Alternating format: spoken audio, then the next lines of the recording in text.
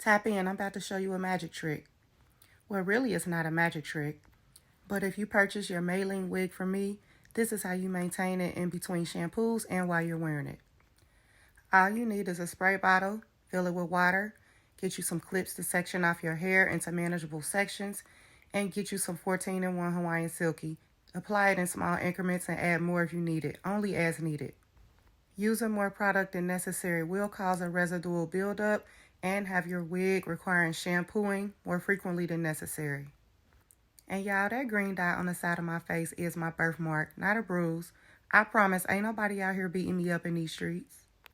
And I forgot to tell y'all, when y'all spraying this water to your hair, make sure you mist it.